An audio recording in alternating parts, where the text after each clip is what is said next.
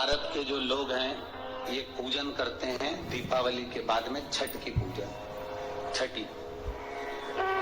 Bihar side में, UP side में इधर सबसे ज्यादा पूजन होती है छठ की। कौन सी माता है ये? छठ है। कौन सी माता? छठ। जितने लोग पूजन कर रहे हैं उनको भी ज्ञात नहीं है कि ये छठ की पूजन होती क्यों है, ये माता है कौन सी। ये छठ माता कोई दूसरी नहीं है, कार्तिकेय जी की धर्म पत्नी देवसेना है जिसकी पूजन होती है छठी के रूप में। उगता सूरज और डूबता सूरज का अर्घ होता है। सबसे पहली छठ पूजन किसने करी थी? भगवान कृष्ण के पुत्र सांब ने करी थी। सांब पुराण कहती है सबसे पहली छठ पूजा, क्योंकि सांब का शरीर बेकार हो गया था। भगवान कृष्ण की शरण में सांब पड़ गया। पिताजी आपने मुझे श्राप दिया है क्योंकि गलत भाव हो गया था, गलत दृष्टि हो गई। भगवान कृष्ण के पास में जामवंती जी बैठी हुई थी तो सामने आकर कहा, पिताजी मुझसे गलती हो गई, बहुत बड़ी गलती, क्षमा कर दीजिए। भगवान कृष्ण ने कहा, तुम सूर्य की आराधना करो। सूर्य की आराधना करी तो सूर्य कहते हैं तुम इंद्र की पुत्री देवसेना की आराधना करो।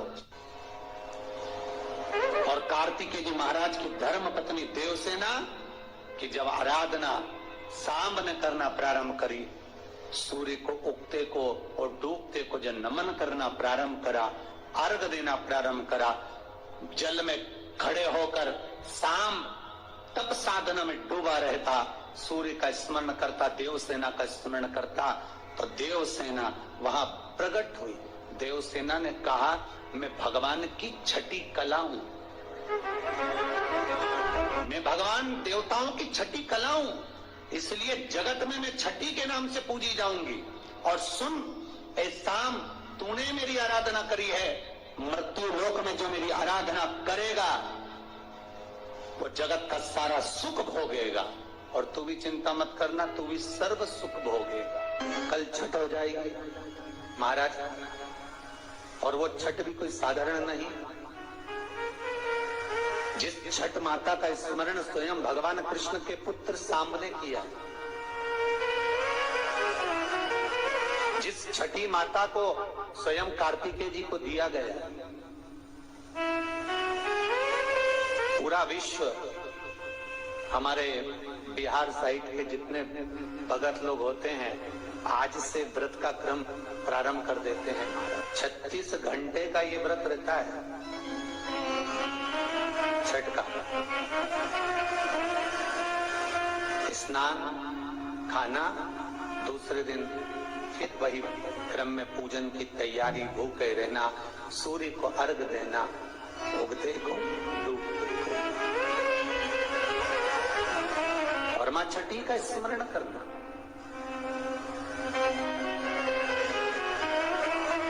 और ये कोई साधारण सा महीना नहीं है कार्तिक का महीना। जिस कार्तिक के महीने में माता लक्ष्मी का स्मरण कर रहे हैं, कार्तिक के महीने में गणेश का स्मरण कर रहे हैं, माता सरस्वती का स्मरण कर रहे हैं, भगवान शिव का स्मरण कर रहे हैं, ये वही कार्तिक का महीना है जिसमें भगवान शंकर और भगवान कृष्ण का, भगवान नारायण का मिलन हुआ था।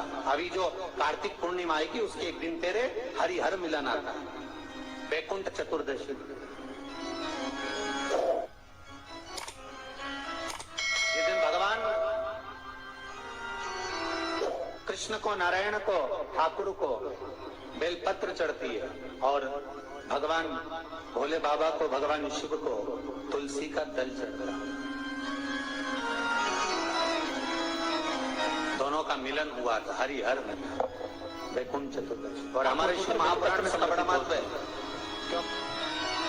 शास्त्र तो कहता है, विष्णु पुराण कहती है, स्कंद पुराण वर्णन करती है कि ठाकुर जी को तो बेलपत्र आप अगर पूजन कर रहे हो तो रोज समर्पित कर भी सकते हो, पर शंकर भगवान को, भोलेनाथ को, मेरे विश्वनाथ को तुलसी का दल साल भर में समर्पित नहीं होता। केवल एक वैकुंठ चतुर्दशी का दिन ऐसा होता है और उस बेलपत्र की भी बड़ी महत्व होता है। और कार्तिक के महीने में अपन जब कथा श्रवण कर रहे हैं, आनंद ले रहे हैं, सुनने के लिए बैठे हैं और मौका मिला है कार्तिक महत्तम को श्रवण करने का, तो एक एक महत्व को अपन समझ। उत्तर भारत के जो लोग हैं ये पूजन करते हैं दीपावली के बाद में छठ की पूजा, छठी।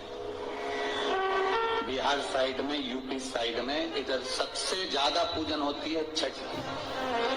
कौन सी माता है ये छठ? ये कौन सी माता छठ?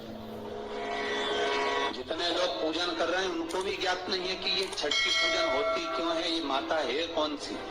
ये छठ माता कोई दूसरी नहीं है, कार्तिकेय जी की धर्म पत्नी देवसेना है जिसकी पूजन होती है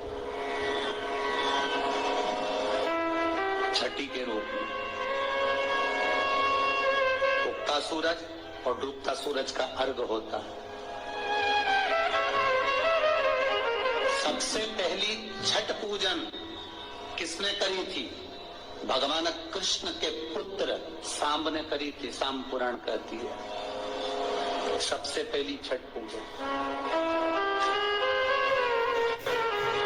क्योंकि सांब का शरीर बेकार हो गया था। भगवान कृष्ण की शरण में सांब पड़ गया। पिताजी आपने मुझे श्राप दिया है, क्योंकि गलत भाव हो गया था, गलत दृष्टि हो गई। भगवान कृष्ण के पास में जामवंती जी बैठी हुई थी तो सामने आकर कहा, पिताजी मुझसे गलती हो गई, बहुत बड़ी गलती, क्षमा कर दीजिए। भगवान कृष्ण ने कहा, तुम सूर्य की आराधना करो। सूर्य की आराधना करी तो सूर्य कहते हैं तुम इंद्र की पुत्री देवसेना की आराधना करो। और कार्तिकेय जी महाराज की धर्म पत्नी देवसेना की जब आराधना सांब ने करना प्रारंभ करी, सूर्य को उगते को और डूबते को जब नमन करना प्रारंभ करा, अर्घ देना प्रारंभ करा, जल में खड़े होकर सांब तप साधना में डूबा रहता, सूर्य का स्मरण करता, देवसेना का स्मरण करता, तो देवसेना वहां प्रकट हुई। देवसेना ने कहा, मैं भगवान की छठी कला हूं, मैं भगवान देवताओं की छठी कला हूं, इसलिए जगत में मैं छठी के नाम से पूजी जाऊंगी। और सुन ए सांब, तूने मेरी आराधना करी है, मृत्यु लोक में जो मेरी आराधना करेगा वो जगत का सारा सुख भोगेगा। और तू भी चिंता मत करना, तू भी सर्व सुख भोगेगा। अब देखिएगा महाराज, शिव महापुराण की कथा कितना सुंदर वर्णन कर रही है कि एक लोटा पानी का फल क्या है। माताओं जरा ध्यान दीजिएगा।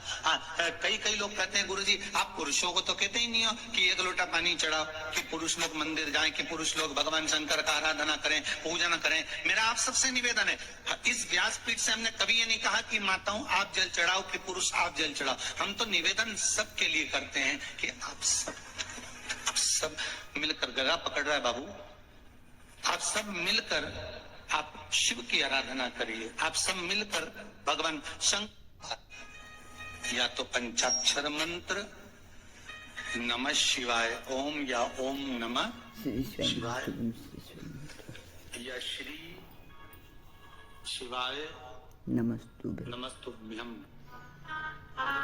फिर से बोलिए, श्री शिवाय नमस्तुभ्यम, श्री शिवाय नमस्तुभ्यम।